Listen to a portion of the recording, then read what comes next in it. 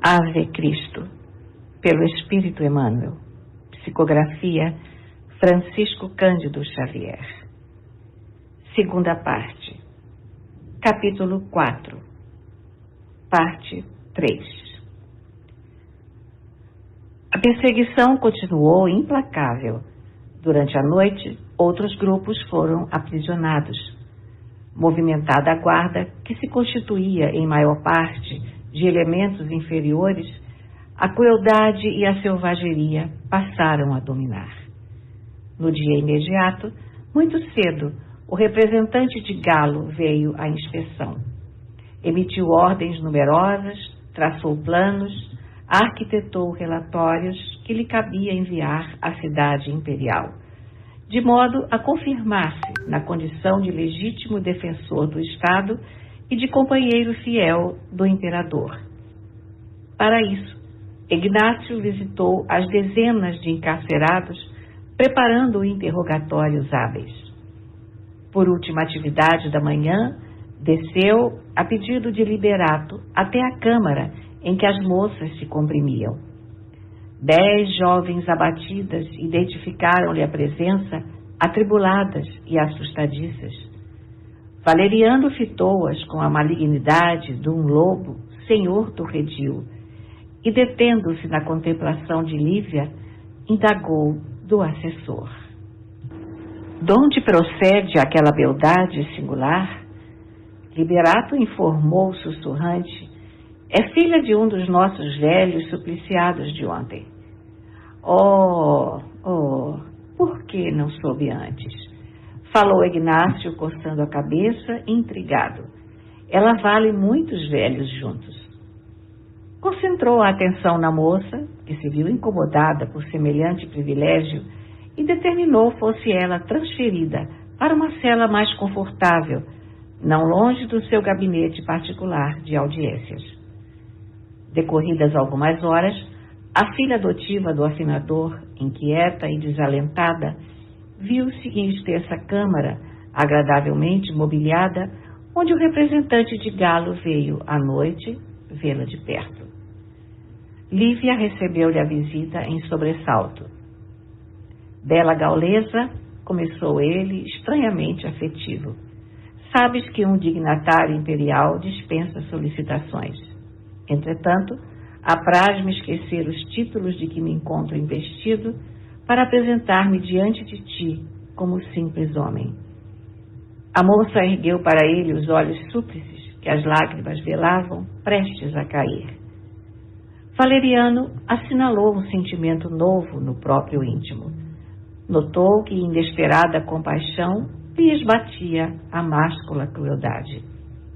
Surpreendido, recorria em vão à memória para recordar onde teria conhecido aquela jovem mulher. Em que sítio tê-la-ia visto alguma vez? Reconhecia-se tocado por reminiscências que não conseguia precisar. "Teu nome?" perguntou com uma inflexão de voz que se avizinhava da ternura. "Lívia, senhor." "Lívia", prosseguiu ele em tom quase familiar, "conheceste-me em alguma parte?" "Não me lembro, senhor." "Poderás, contudo, entender a súbita paixão de um homem? Sabes, acaso, a espécie de sentimento que me inspiras? Estarias disposta a concordar com as minhas propostas de felicidade e carinho?" "Senhor, eu sou casada." Ignácio experimentou grande mal-estar e considerou: "O matrimônio pode ser um freio aos nossos desregramentos, mas nunca um entrave insuperável ao verdadeiro amor." Caminhou nervosamente de um lado para o outro da sala e inquiriu: "Onde se encontra o felizardo que te possui?" "Meu esposo acha-se ausente." "Tanto melhor", acentuou o legado, novamente tranquilo. "Nossa afeição poderá ser desde hoje, se quiseres, um formoso romance. Saberás compreender-me o convite?" "Senhor, além de casada, eu sou também cristã." "Oh, o cristianismo é a loucura de Jerusalém que pretende asfixiar a saúde e a alegria de Roma. És suficientemente menina para renunciar a essa praga. Tenho recursos para sustentar-te. Um palácio cercado de jardins e povoado de escravos será naturalmente a rica e merecida moldura com que te realçarei a beleza. Reparando que a promessa brilhante não alterava a expressão fisionômica da prisioneira, acrescentou mordaz: já pensaste numa jovem morta no anfiteatro? As vestes rasgadas, o corpo desventrado, os seios convertidos em fossas sangrentas, os cabelos arrastados na arena, os dentes partidos, o rosto pisado pelas feras e, acima de tudo, as mãos brutais de gladiadores bêbados a recolher-lhe os restos. Francamente, não posso atinar com as noções de pudor das famílias nazarenas. Esquivam-se da gloriosa exaltação da carne como se a natureza estivesse amaldiçoada. Alegam imperativos de pureza e pregam a regeneração dos costumes, mas não se envergonham da nudez no anfiteatro. Nunca refletiste em semelhante contradição? Senhor, creio que devemos aceitar esses espetáculos como sacrifícios que a ignorância do mundo nos impõe. Parece-me, porém, aventou Ignácio irônico, que as mulheres galileias, fugindo às delícias do amor bem vivido, a pretexto de se conservarem na virtude, guardam consigo a volúpia de se desnudarem na praça pública. Vejo nisso tão somente inqualificável desordem mental. Senhor, ponderou Lívia receosa, mas serena, não será mais digno expor-se a mulher diante de animais que lhe devoram o corpo, que ofertassem banquetes desonrosos à criminalidade dos homens? Em Marsília, vi matronas e jovens da cidade imperial em exibições deprimentes, e nem de longe lhes pressenti qualquer ideal de elevação. Peço vênia, pois, para discordar do seu ponto de vista. Admito que, se entregando ao suplício por Jesus, o coração feminino coopera na edificação da nova humanidade. Valeriano sentiu o vigor do argumento com que se via contestado, mas não se deu por vencido. Gargalhou com aparente bom humor e exclamou sorrindo: que calamidade! Um encanto de mulher padecendo a mania dos filósofos. Minerva não é a conselheira indicada para a tua idade. Ouve a inspiração de Vênus e compreender-me-ás a palavra com mais clareza. O legado meditou alguns instantes e observou: teu pai devia ser um louco bem acabado. Ansiosa por informar-se, de algum modo, quanto ao destino paterno, a moça ajuntou com interesse: meu pai está igualmente aqui. Valeriano sentiu-se incomodado ante a expressão de confiança com que aquelas palavras eram pronunciadas, e temendo as dificuldades que deveria contornar para explicar-se, julgou prudente despedir-se para voltar no dia seguinte. Noite a noite, Ignácio tornou à câmara que Sinésia, servidora de sua confiança, zelava caprichosamente. Dolorosos sucessos enlutaram as atividades cristãs na cidade. Espetáculos de gala eram assinalados por terríveis flagelações. Interrogatórios cruéis terminavam com revoltantes execuções incentivadas por longos aplausos públicos. Lívia, contudo, isolada de todos, fora poupada. Os comentários referentes à mulher, por mais de 2 semanas detida pelo mensageiro do imperador, acabaram por atingir-lhe o tempo doméstico. Clímene, enciumada, certa noite veio ao gabinete do esposo a cata de impressões e, com o auxílio da serva, postou-se à escuta por trás de cerradas cortinas. Não me recuses, dizia Valeriano apaixonado. Não desejo obrigar-te à submissão. O amor espontâneo da mulher que adoramos é qual se fora suave néctar, colhido na milagrosa concha dos sonhos. Ama-me, Lívia. Sejamos felizes. Sentes-te enferma por não cederes ao apelo da vida. Não serei tão mal quanto imaginas. Sou casado, sim, mas minha mulher não me partilha os negócios. Sou livre. Dar-te-ei domicílio régio onde desejares. Uma vila em Arelate, um palácio em Roma, uma chácara na Campânia, uma casa de repouso na Sicília. Escolhe. Viveremos juntos tanto quanto possível. Minha escravidão ao Estado é transitória. Espero desfrutar em breve longo descanso. Se tivermos filhos, garantir-lhes-ei o futuro. Olvidarás a mística perigosa dos judeus. Adereçar-te-ás como as mais lindas filhas das 7 colinas. Receberás uma existência digna de tua formosura e de teus dotes intelectuais. Não me observas, porventura, humilhado aos teus pés? O pranto convulsivo da moça podia ser ouvido a pequena distância. Por que choras? Nada te falta. Dize uma palavra e sairás daqui na condição de soberana da minha felicidade. Não te negues por mais tempo ao chamamento do meu carinho. Ergue-te e vem. Que pretendes para construir a tua aventura? Senhor, soluçou a moça desanimada, pela conversação de Sinésia com servidores desta casa, sei que os meus companheiros de fé estão marchando todos os dias para o sacrifício. Provavelmente meu pai já terá dado grande testemunho. Para que eu lhe abençoe a generosidade, com meu eterno reconhecimento, conceda-me a graça de morrer junto dos meus. Nunca, trovejou a voz de Ignácio irritado, não partirás daqui sem abjurar a crença ignominiosa. Não descansarei enquanto não puder mergulhar os meus olhos nos teus, à maneira do sedento que se afoga no manancial de água pura. Amo-te os olhos misteriosos que em mim despertam algo oculto, estranhos e profundos sentimentos, que não consigo explicar. Serás minha, bem minha. Modificar-te-ei as convicções, dobrarei esse teu incompreensível orgulho.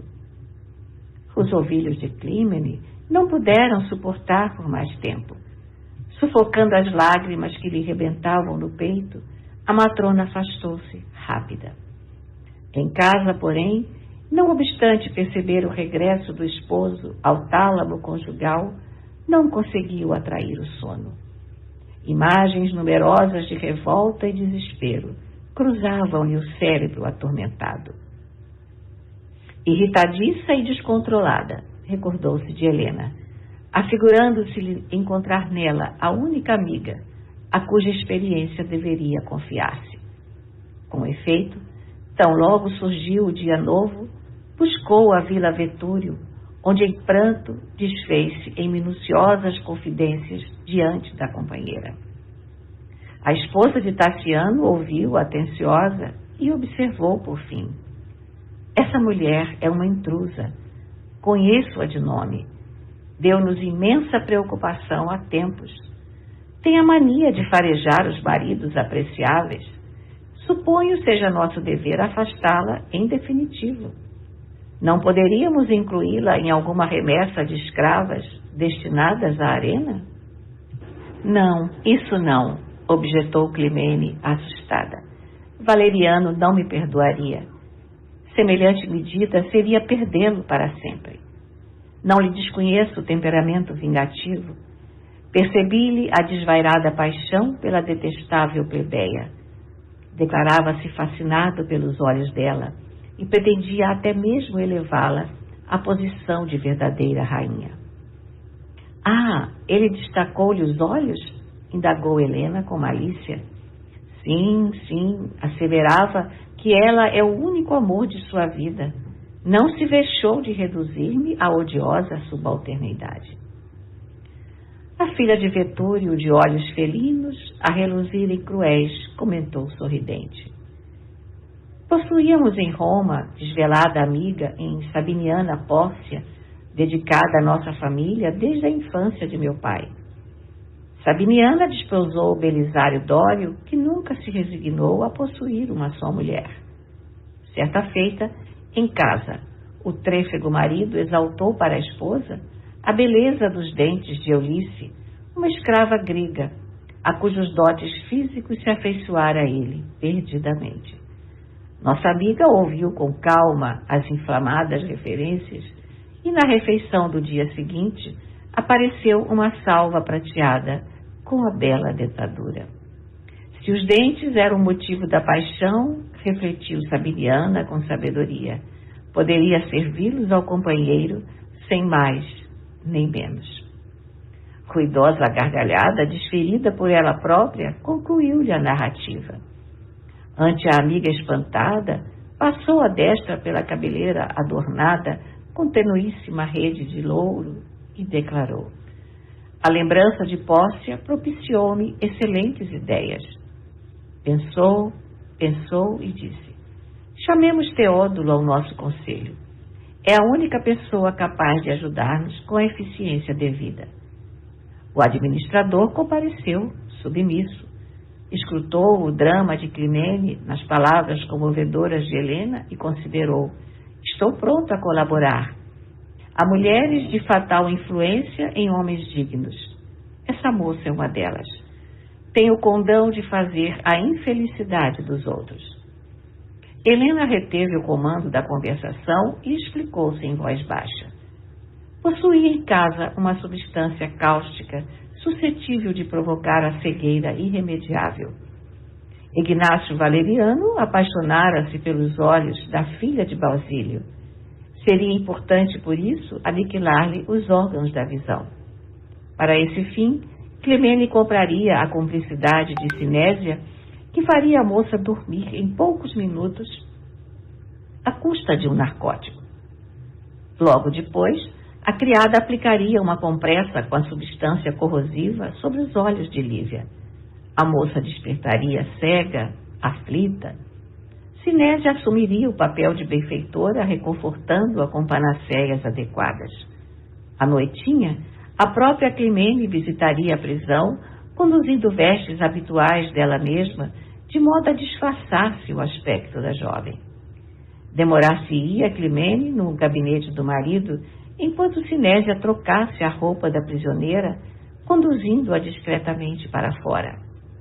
Os guardas, naturalmente, tomá-lo-ia como sendo a própria Climene, abraçada à governanta, do cárcere, e Teódulo esperaria Lívia a pequena distância, retirando-a para longe de Leão. Desceria com ela para Marsília com a promessa de reencontro com o velho pai e com Tassiano, desterrando-a por fim na costa gaulesa. A esposa de Valeriano e o empregado de Opílio ouviam-na assombrados, admirando a fertilidade daquele cérebro surpreendente na urdidura do mal. O projeto é notável, adiantou Climene, algo aliviada. Entretanto, a praia não é assim tão longe. Helena designou o companheiro que as ouvia, enigmático, e acentuou: Teódulo poderá conduzi-la para outra banda do mar. E piscando os olhos vivos para ele: da África, por exemplo, qualquer mulher cega encontraria muita dificuldade para o retorno. E sentenciou, sorridente: não temos tempo a perder. Se essa mulher domina os homens pelos olhos, é justo que os perca. Receio algum deslize na execução do plano, suspirou Climene hesitante. Se Valeriano descobre, pagarei muito caro. Não vaciles, determinou a companheira autoritária. A dúvida numa realização que nos interessa é sempre um golpe contra nós mesmos. A esposa de Ignácio concordou e obedeceu às ordens que lhe eram ditadas. Helena acompanhou-a à casa dela. Trazida Sinésia ao lar do representante de Augusto, aceitou de bom grado todas as providências que lhe eram sugeridas, tornando a prisão de posse das instruções e das drogas indicadas. Ministrando a Lívia ao hipnótico em água pura, viu-a adormecer facilmente e, enquanto dormia, a moça recebeu a compressa fatal. Quando despertou, Trazia os olhos injetados de sangue. Apalpava o leito, ansiosa por recuperar a visão, mas debalde. Sinésia! Sinésia! Gritou aterrada. Escutando a voz da governanta que lhe respondia cortês, indagou aflita. Anoiteceu assim tão de repente? Sim, respondeu a interlocutora com intenção. Já é noite. Onde estava eu, contudo? Estarei desvairada? A menina teve um desvaio, informou a serva, fingindo preocupação. Tenho meus olhos em fogo. Acende uma tocha. Sinto-me intranquila. Embora compadecendo-se da vítima, Sinésia ajoelhou-se junto dela e, conforme as sugestões recebidas de Helena, falou-lhe aos ouvidos. Lívia, tenha calma, coragem, paciência. Seu pai morreu nos cavaletes de suplício. A moça emitiu um grito abafado, seguido de convulsivos soluços. Os espetáculos com execuções têm sido frequentes. Acredito que seus amigos cristãos não terão tido ensejo de fugir.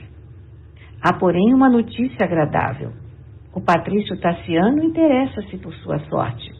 Não sei bem onde se encontra, mas estou informada de que enviou mensagem ao senhor Teódulo, recomendando-lhe acompanhá-la na viagem que a menina deve fazer para se reaproximarem.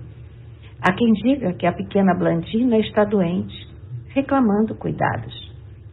Intraduzível expressão estampou-se na fisionomia da jovem, cujos olhos mergulhavam agora em espessa noite. Precisamos subtraí-la à crueldade de Valeriano, que se propõe escravizá-la e possuí-la a qualquer preço, continuou Sinésia, astuta. Em cada noite parece mais louco e provavelmente violentar-lhe-á o sentimento feminino, de vez que vive a embriagar-se antes de vir para o seu quarto. Dói-me o coração vê-la assim exposta aos ataques de um homem despudorado. Combinei, pois, com o senhor Teódulo a sua retirada. Dentro de algumas horas, espero receber a vestimenta própria para a sua saída sem percalços. Lá fora, o administrador da vila aguardar-nos-á, a fim de acompanhá-la até o seu novo destino. Notando que o silêncio pesava entre ambas, Sinésia indagou. A menina não se encontra, porventura, feliz? Não lhe sorriem ao coração as promessas de vida nova? Lívia, porém, que se afundara em amargas reflexões, respondeu triste. Não fosse a morte de meu pai, sentir-me-ia contente. Além disso, vejo-me enferma e aniquilada. Mas o senhor Teódulo é de parecer que o antigo patrão da Vila Vetúrio e a filhinha dele, Blandina, são seus amigos. Sim, bem sei, mas a esposa de Tassiano parece detestar-nos. O senhor Teódulo sabe disso. Estendeu as mãos para a frente, como se vagueasse nas sombras, e acrescentou, por que não fazermos alguma luz? Necessitamos da escuridão para libertá-la. A doente aquietou-se, mas passando a destra pelos olhos empapuçados, exclamou em dolorido desabafo. Ah, Sinésia, és a única pessoa com quem posso conviver nesta reclusão. Sou cristã, enquanto ainda te prendes ao culto das antigas divindades. Mas, no fundo, ambas somos mulheres com problemas comuns. A morte de meu pai abre-me um vácuo que coisa alguma na terra conseguirá preencher. Estou só no mundo, sozinha. Cedo habituei-me ao caminho de aflição. Nunca me revoltei contra os desígnios do céu, mas agora sinto-me desorientada e infeliz. Que pecado cometi para que Deus me poupasse? Compadece-te de minha sorte. Tenho medo de tudo. A inflexão com que aquelas palavras eram pronunciadas tocou a sensibilidade da servidora nas mais recônditas fibras. Profundo remorso feriu-a de chofre. O pranto rompeu-lhe a crosta consciencial. Desejou salvar a moça, recambiá-la para o mundo livre e descerrar-lhe as portas do cárcere para abençoado destino. Mas era tarde.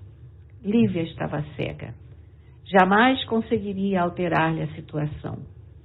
Entre o grupo de Valeriano e os amigos de Climene, permaneceria algemada a perigo iminente. Limitou-se, por isso, a chorar conturbada. A jovem escutou-lhe os soluços e confortou-se. Supôs que a governanta sofria por ela, e essa ideia abrandou-lhe a tortura íntima. Não se achava tão só. Alguém lhe entendia os padecimentos morais e partilhava-lhe o fel. À noite, Climene apareceu, entregou a Sinésia a roupa de seu uso particular.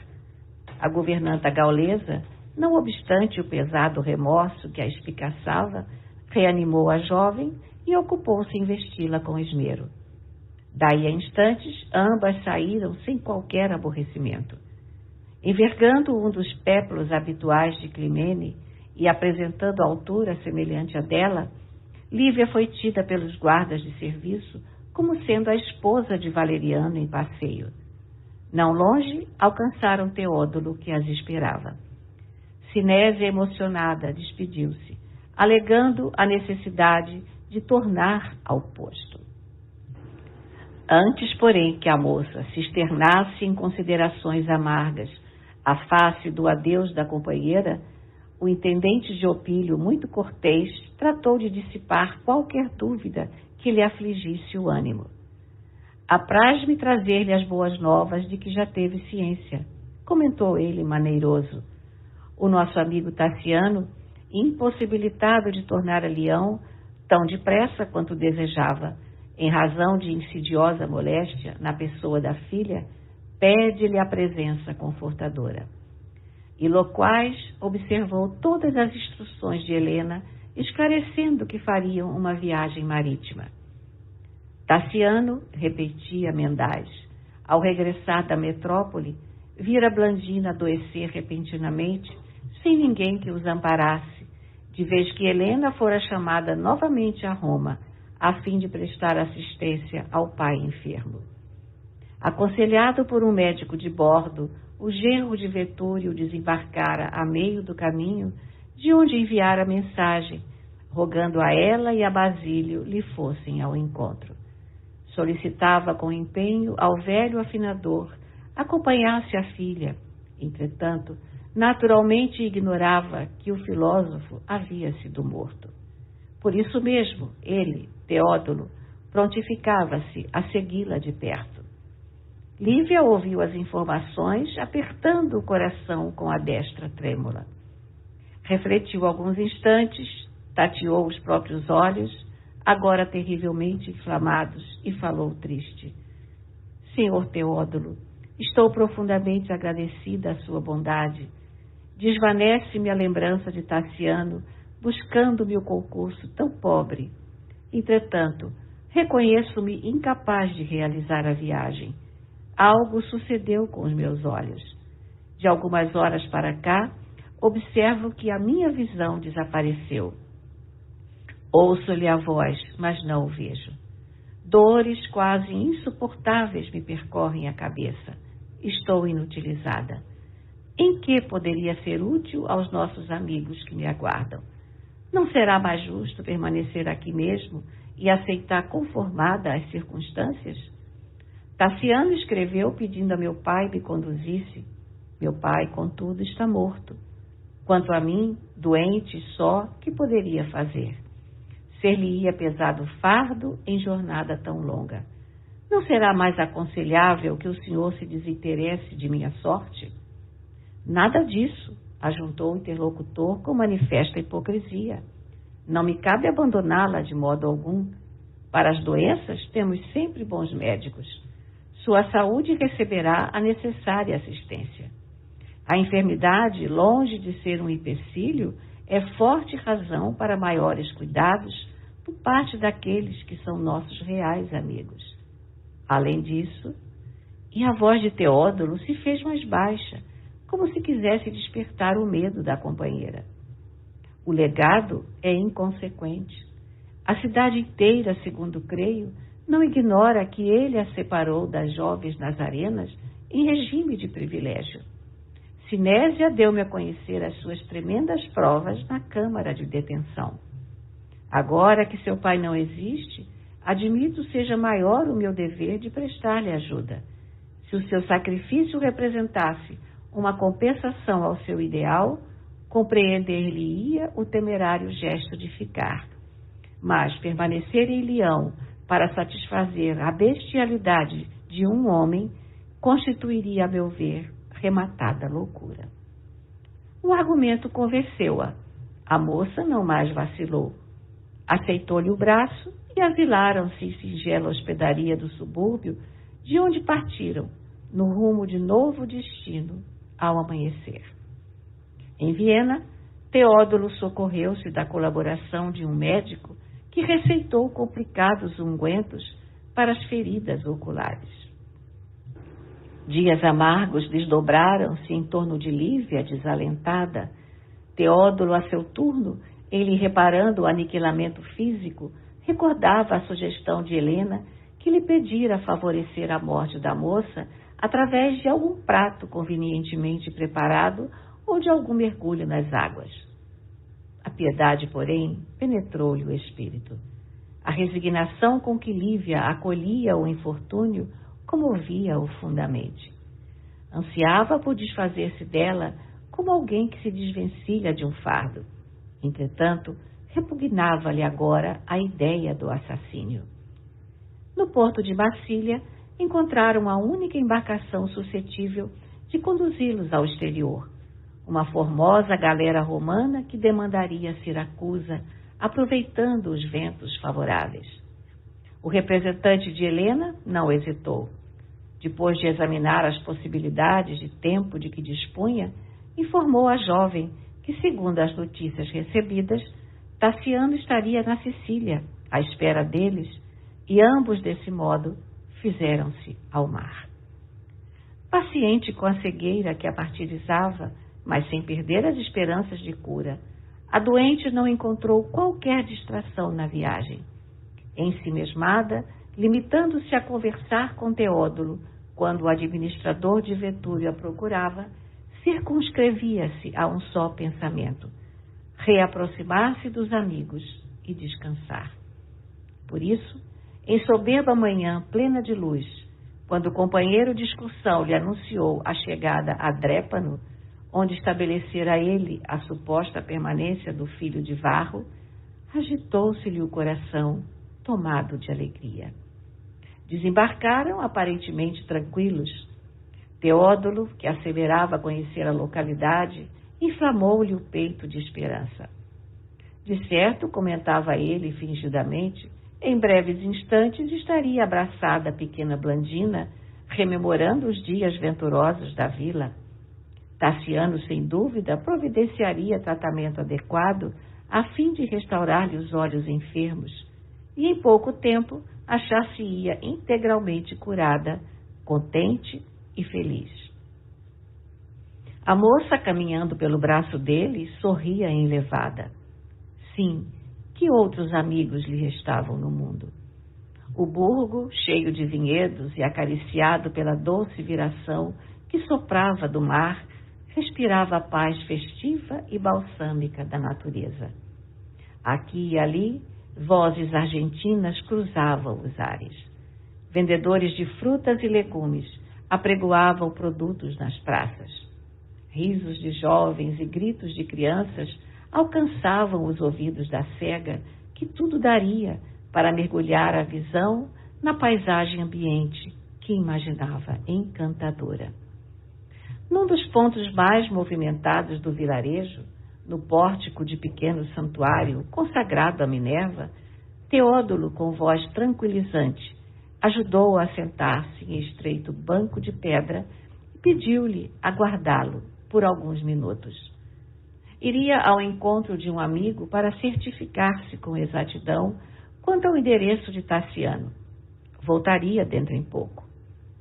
Lívia, satisfeita, colocou-o à vontade, mas tão logo se viu de movimentos livres, o empregado de Vetúrio desapareceu. A princípio, a enferma esperou, confiante e paciente. Contudo, à medida que as horas avançavam, sentia aumentada a angústia que lhe asfixiava devagarinho o coração. Não admitiu fosse Teódulo capaz de relegá-la a abandono assim tão completo. O companheiro de viagem poderia ter adoecido gravemente. Algum obstáculo teria surgido. Depois do meio-dia, sentiu que a fome e a sede a incomodavam, mas receou locomover-se. O administrador da vila poderia aparecer de momento para outro. Vencendo grandes vacilações, interpelou transeuntes vários, rogando informes acerca de Tassiano, mas ninguém lhe ofereceu o mais leve sinal. De Teódulo, igualmente, não conseguiu recolher a mais ligeira notícia. Horas e horas permaneceu exposta na via pública, batida de sol e vento. À noitinha, quando perdeu a esperança de reencontro com o administrador da vila, Vetúrio, caiu em profundo desalento. Percebeu que o sol se despedia, que as virações da tarde se mostravam mais frias e lembrou que o destino a enjeitara pela segunda vez. Ouvia de quando em quando impropérios de homens descaridosos a lhe dirigirem frases torpes e, aflita, perguntava a si mesma como proceder. Achava-se tão só na Sicília como fora encontrada ao nascer na charneca de Cipro. Por que viera ao mundo com semelhante destino? Refletia atormentada. Teria ainda mãe no mundo? A que família se filiava? Que tragédia passional lhe havia precedido o nascimento? Recém-nata, não poderia registrar qualquer sensação de abandono. Mas agora, mulher consciente, com tantos sonhos desfeitos, assinalava superlativo sofrimento moral. Para onde iria? Se ao menos pudesse trabalhar, reconhecia-se, porém, inútil e cega. Como se lhe desdobraria o futuro?